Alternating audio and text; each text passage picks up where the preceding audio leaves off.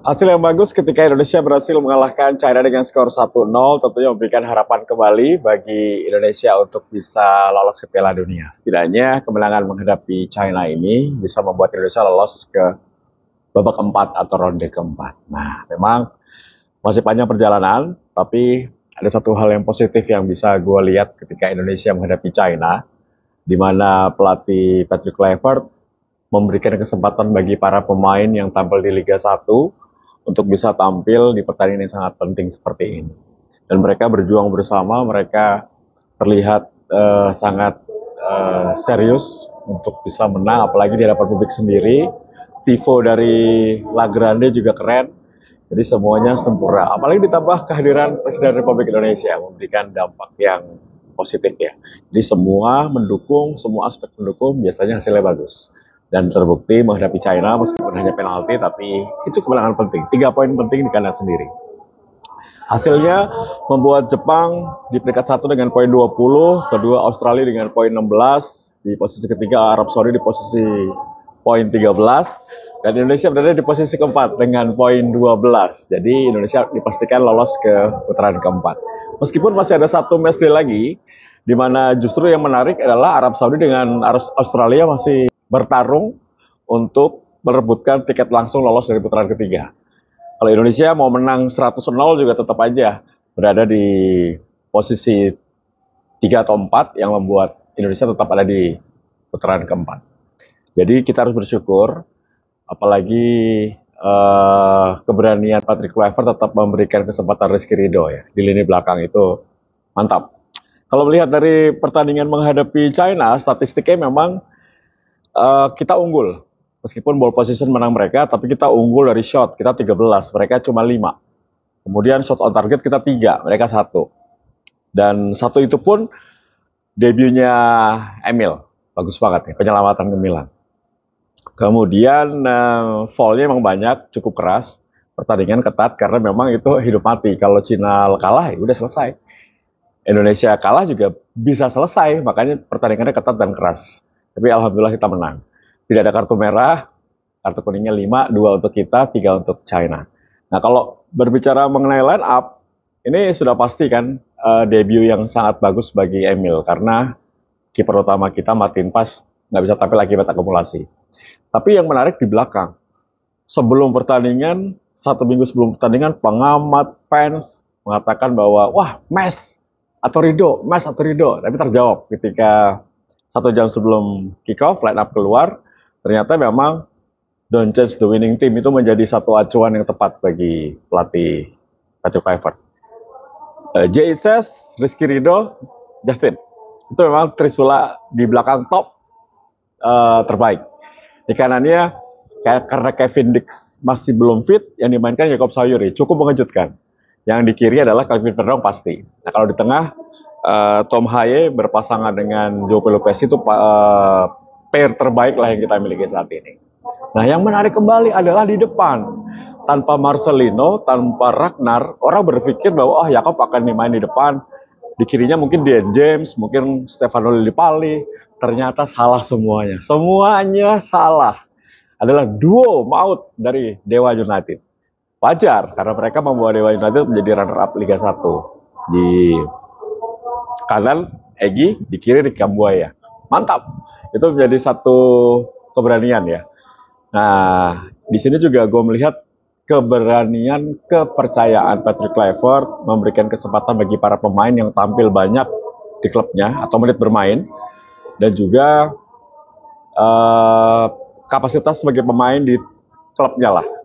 Ternyata ketika main bagus pasti akan dipasang di tim nasional. Ini menjadi satu hal positif yang bisa ditiru oleh para pemain Liga 1. Kalau mau main di timnas sih main bagus, main cakep, main konsisten, pasti akan dipanggil timnas, jadi akan dimainkan sebagai starting lineup. Dan itu dibuktikan oleh Patrick Kluivert. Jadi kali ini gue respect sama Coach Patrick.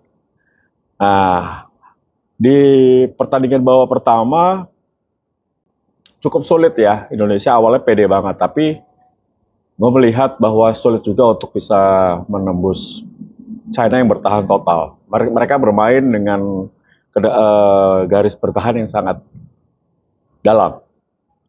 Sehingga banyak penumpukan pemain di sekitar 30 sepertiga permainan mereka. Ya akhirnya ada kecerdikan dari Ricky Kambuaya. Dia tahu pasti akan tackling atau didorong di dalam kotak penalti dan berubah VAR. VAR lihat penalti. Penalti juga di sini ada satu hal positif guys. Kalau dilihat-lihat semuanya mengira Jesus yang akan ambil. Semua termasuk kita yang di studio. Wah Jesus nih. Pas ternyata Jesus memberikan kesempatan Ole untuk tenang. Jadi pemain China pasti mengganggu calon penendang penalti. Biasanya begitu. Dan mereka mengganggu Jesus. Begitu wasit sudah ready, dia beri bola itu untuk Ole Romeni. Ketiga, oh namanya Ole Romeni, Bung Faros. Ini taktik. Ini pelajaran yang didapatkan di Eropa. Mungkin di Indonesia nggak pernah begitu. Kalau di Indonesia rebutan, gua ngambil gitu. Gua ngambil. Justru itu malah diganggu konsentrasi oleh kiper lawan atau pemain belakang lawan.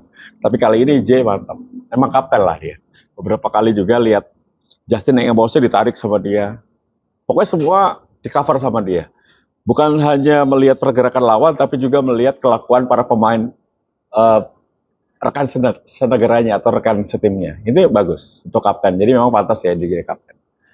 Ya penalti dari Ole membuktikan bahwa dia memang yang dicari-cari. 3 pertandingan 3 gol sudah sah lah ya. Jadi striker nomor 9 atau striker utama Indonesia. Dan babak kedua masuk juga debutan Persib Bandung. Wah, kenapa nih pemain Persib nggak ada? Gitu. Ada. Akhirnya dipanggil meskipun menggantikan Septian Bagaskara. Main gacor, main bagus, alus pisan. Ini yang diharapkan kematangan Beckham Putra Nugraha bisa terus ditingkatkan menjadi contoh bagi para pemain lainnya bahwa pemain lokal bisa berprestasi kok. Pemain lokal bisa diberikan kesempatan kok. Pemain lokal juga bisa unjuk gigi kok. Dan terbukti pemain Liga 1 tampil bagus. Ricky bagus, Egy bagus, Beckham Putra Nugraha bagus. J lagi. Rizky Ridho bagus. Jadi gue bilang ini timing yang tepat untuk bersatu, timing yang tepat untuk tidak lagi melihat lu pemain Eropa, lu pemain Liga 1. Memang Liga 1 kita buruk. Liga 1 kita masih terbelakang dibandingkan dengan negara-negara tetangga.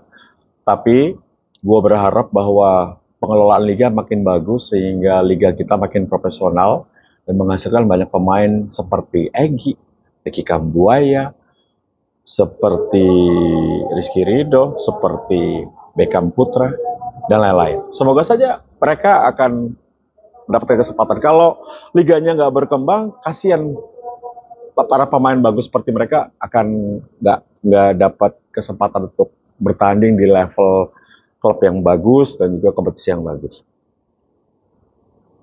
Timnasnya bagus, liganya harus bagus juga. Gitu ya. Kemudian beda dijeruk nih. Beda ada warna-warna orange gitu. Lawan Jepang gue rasa sudah nggak harus jadi beban, tapi dia menjadi pembelajaran. Bisa jadi sebuah pertandingan persiapan jelang ronde 4. Jadi Jepang pemain kedua. Mereka kalah melawan Australia.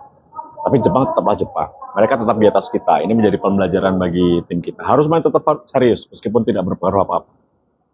Jadi gua lihat pertandingan kemarin itu di GBK itu menjadi satu bukti bahwa Indonesia kalau mau bersatu, semua ornamen, semua support, fans, tim, liga, PSSI, federasi, sampai pemerintah melalui presiden dan menteri-menteri hadir semua, ini luar biasa.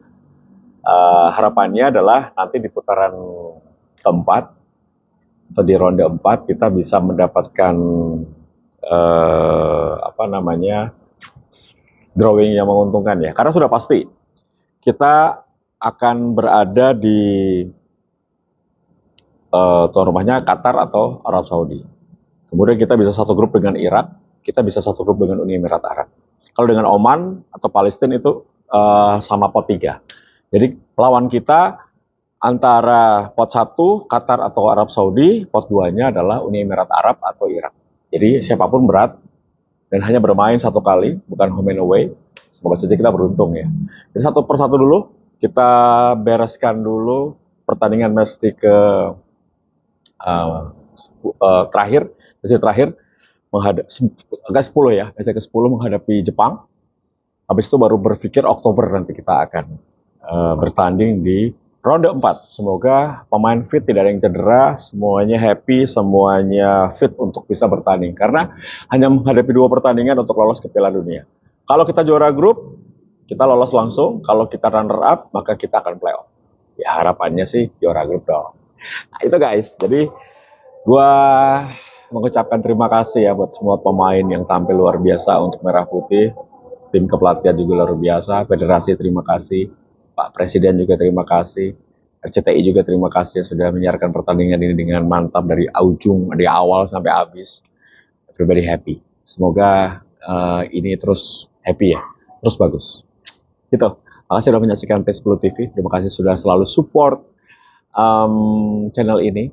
Terima kasih sudah selalu rame di sosial media gua. Ayo dong Bung, bikin lagi Bung video Bung. Seperti apa? Ayo gue coba untuk membuat video, membuat ulasan versi gua. Dan versi gua timnas kemarin memang tidak tampil bagus, tapi tampil solid.